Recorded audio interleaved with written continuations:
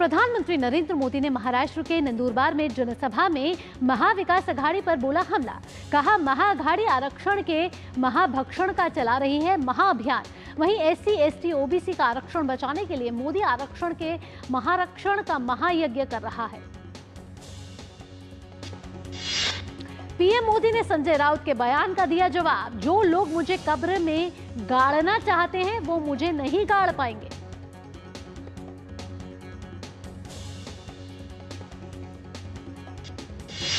PM Modi ने नंदुरबार में कहा, वंचितों और आदिवासियों की सेवा परिवार के सदस्य की सेवा जैसी है। साथ ही कहा कि कांग्रेस के शाही परिवार की तरह बड़े घराने से ही नहीं निकला, मैं तो गरीबी से बड़ा हुआ हूं।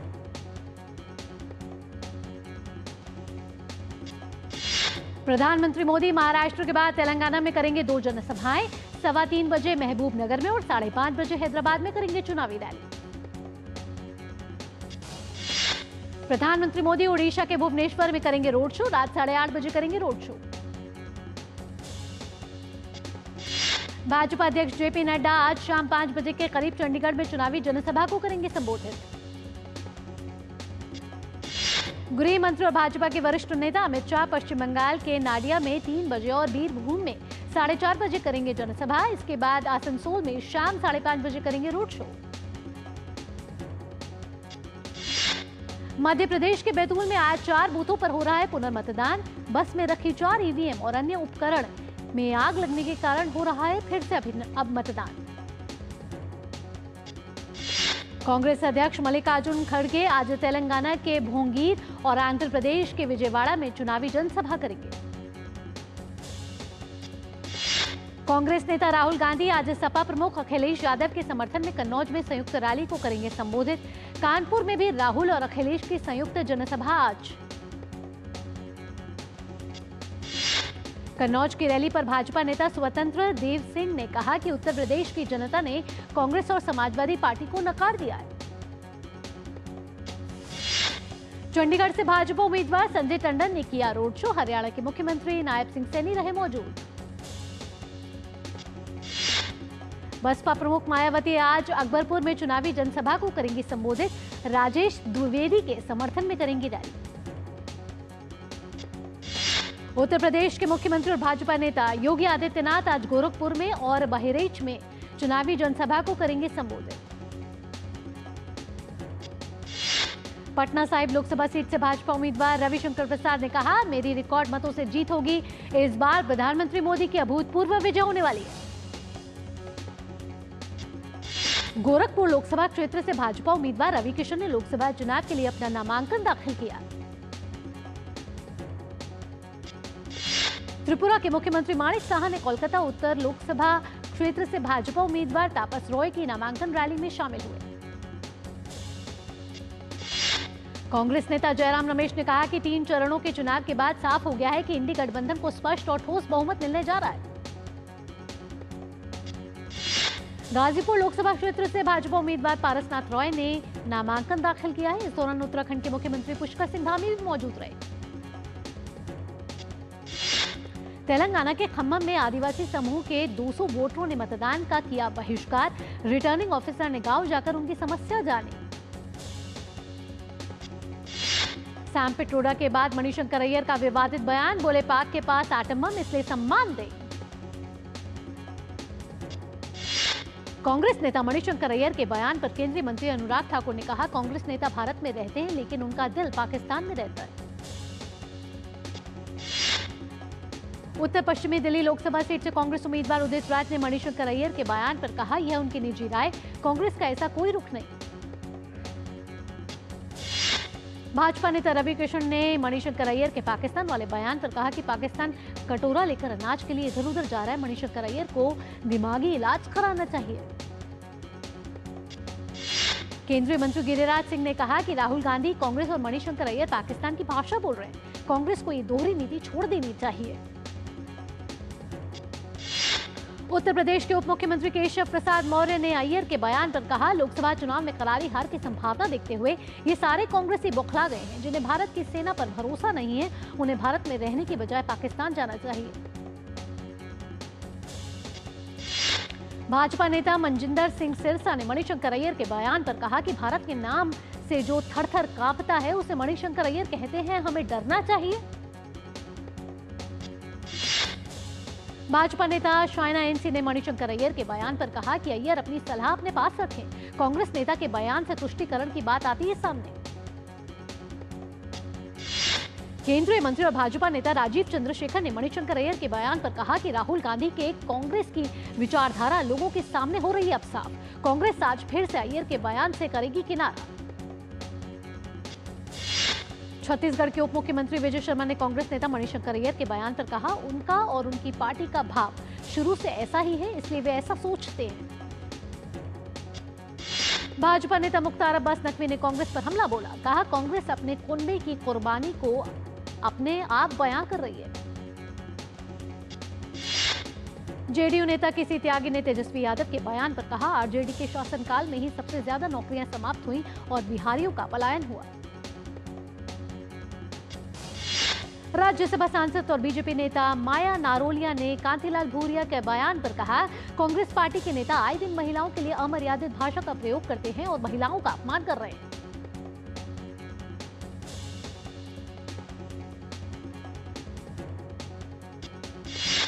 भाजपा प्रत्याशी रणजीत चौटाला का दावा, हरियाणा की सभी 10 सीटों पर होगी बीजेपी की जीत।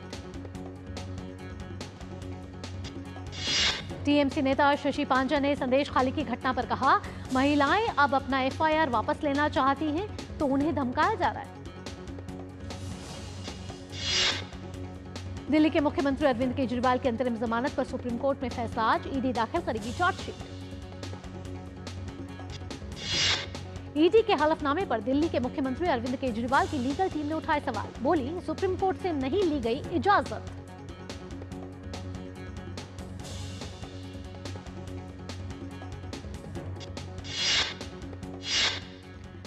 वकील कपिल सिब्बल ने कहा कि कल ईडी ने सुप्रीम कोर्ट के सामने अपना पक्ष रखा और कहा कि अरविंद केजरीवाल को अंतरिम जमानत नहीं दी जानी चाहिए क्योंकि चुनाव प्रचार करने का अधिकार कानूनी अधिकार है, संवैधानिक अधिकार नहीं है। यह सही है।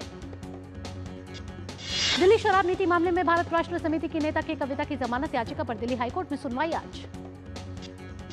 कर्नाटक के उप मुख्यमंत्री डीके शिव कुमार और कर्नाटक के मंत्री ईश्वर खंड्रे ने विधान सौध में महात्मा बसवेश्वर जन्मोत्सव समारोह में भाग लिया। हरियाणा में जननायक जनता पार्टी के नेता दुष्यंत चौटाला ने राज्यपाल को पत्र लिखकर तुरंत फ्लोर टेस्ट की मांग की। कांग्रेस नेता जयराम रमेश ने कहा कि हरियाणा में भाजपा सरकार बहुमत खो चुकी है और वो अब हॉर्स ट्रेडिंग में लगेगी।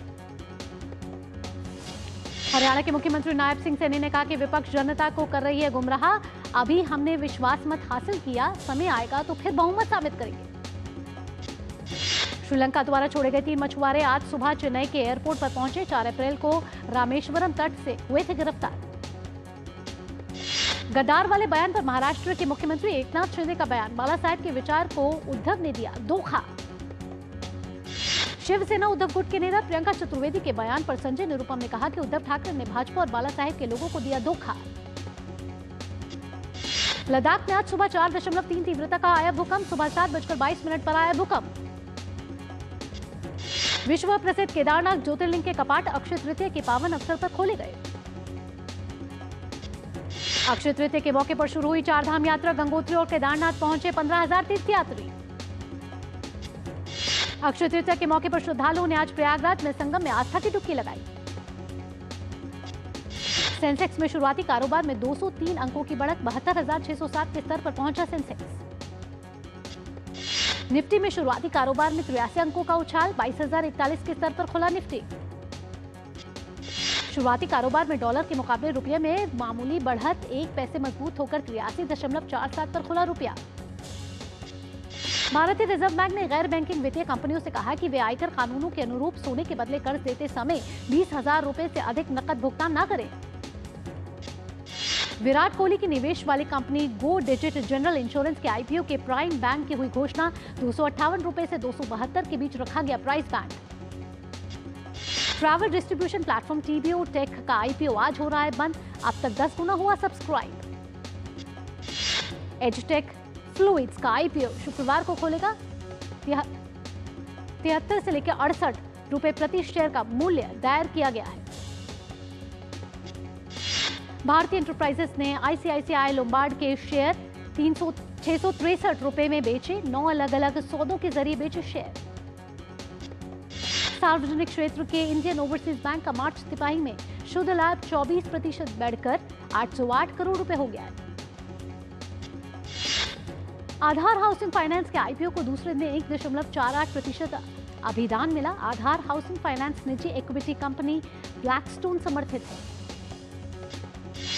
भारतीय स्टेट बैंक 12,000 कर्मचारियों की भर्ती करने वाली है, जिन्हें आईटी सहित विभिन्न भूमिकाओं के लिए प्रशिक्षित किया जाएगा। फोन खरीदने में इस साल की पहली तिमाही में देश में स्मार्टफोन की बिक्री संख्या के हिसाब से 8% और मूल्य के मामले में 18 बढ़ी है। रेगुलेटर भारतीय राष्ट्रीय भुगतान निगम एनपीसीआई इन सभी थर्ड पार्टी ऐप प्रोवाइडर्स टीपीएपी का ट्रांजैक्शन लिमिट को लेकर लगाम लगाएगा। मारुति सुजुकी इंडिया भारत में इलेक्ट्रिक हैचबैक कार लाने का विचार कर रही है। स्पेसटेक स्टार्टअप ग्लेक्साई को अहमदाबाद में भारतीय राष्ट्रीय अंतरिक्ष संवर्धन और प्राधिकरण केंद्र के साथ काम करने और टेस्टिंग लैब की सुविधा में काम करने की अनुमति मिली है। ईरान में भारतीय दूतावास में कहा गया है कि तेहरान द्वारा जब्त किए गए इजरायली जहाज पर सवार 5 भारतीय नाविकों को रिहा कर दिया गया है और वे ईरान से चले गए। रूस के बयान के बाद बैकफुट पर अमेरिका। राजदूत ग्रासिटी बोले, पन्नू मामले में भारत की जवाबदेही से संतुष्ट। इजरायल ने यूरोविजन के फाइनल के लिए किया क्वालिफाई। इजरायल में भाग लेने पर हुआ था विरोध।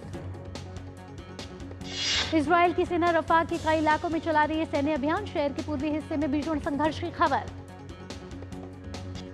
अमेरिकी विदेश मंत्री एंटनी ब्लिंकन आज कांग्रेस में रिपोर्ट जमा करेंगे। रिपोर्ट में गजा में इजरायल के द्वारा किसी तरह के अंतर्राष्ट्रीय कानून के उल्लंघन की नहीं है बात।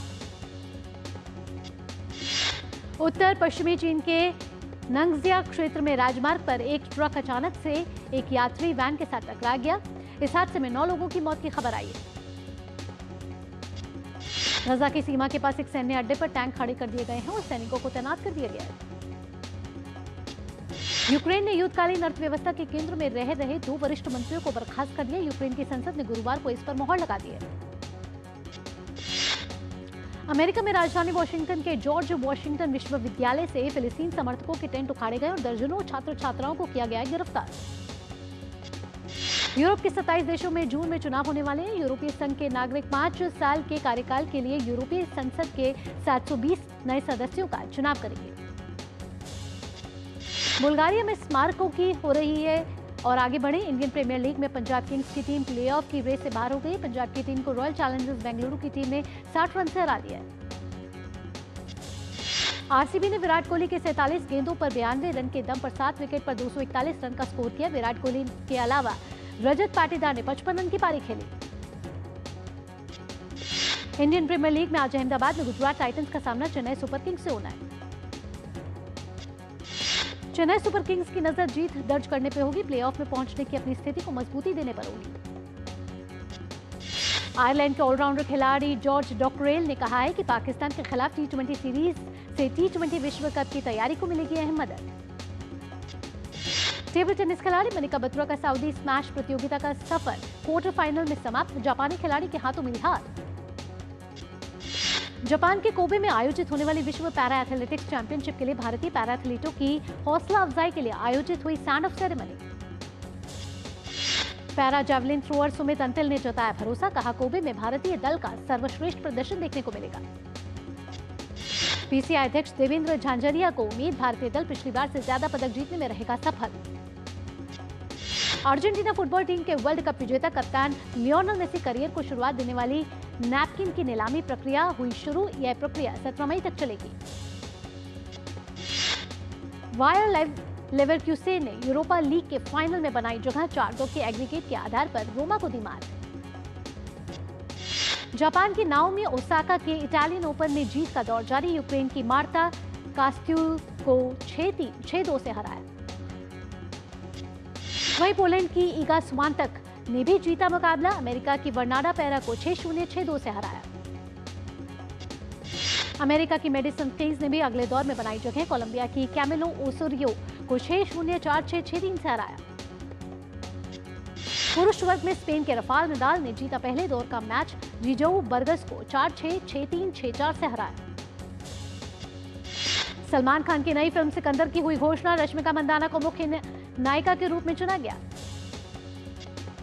सलमान खान की नई फिल्म सिकंदर ईद 2025 में होगी रिलीज। विजय देवरकोंडा के जन्मदिन पर उनकी नई फिल्म का ऐलान कर दिया गया है। यह एक ग्रामीण पृष्ठभूमि वाली एक्शन ड्रामा फिल्म होगी। राजकुमार राव की फिल्म श्रीकांत आज सिनेमाघरों में हुई रिलीज। फिल्म बड़े मियां छोटे मियां ने किया दुनिया भर में अब तक का लगभग 109 करोड़ रुपए की टोटल कमाई का। भारत के ब्रांड अमूल इंडिया ने एक विज्ञापन बनाया जिसमें उन्होंने हीरा मंडी का पोस्टर इस्तेमाल करते हुए खास टैगलाइन दी है, हर हीरोइन के लिए। हुमा कुरैशी ने अपने इंस्टाग्राम हैंडल पर घोषणा करते हुए जानकारी दी है कि उन्होंने अक्षय कुमार और अरशद वारसी के साथ फिल्म जॉली LLB 3 की शूटिंग शुरू कर दी है। राजकुमार राव और जानवी कपूर की फिल्म मिस्टर एंड मिसेस माही के नए पोस्टर जारी कर दिए गए। फिल्म बॉर्डर 2 में कथित तौर पर आयुष्मान खुराना भी मुख्य भूमिका में आएंगे नजर। कला विज्ञान और फिल्म निर्माण के कलाकारों को समर्पित अकादमी म्यूजियम ऑफ मोशन पिक्चर्स भारतीय सिनेमा और उनके संगीत की जीवंत दुनिया का जश्न मनाने के लिए पूरी तरह से तैयार।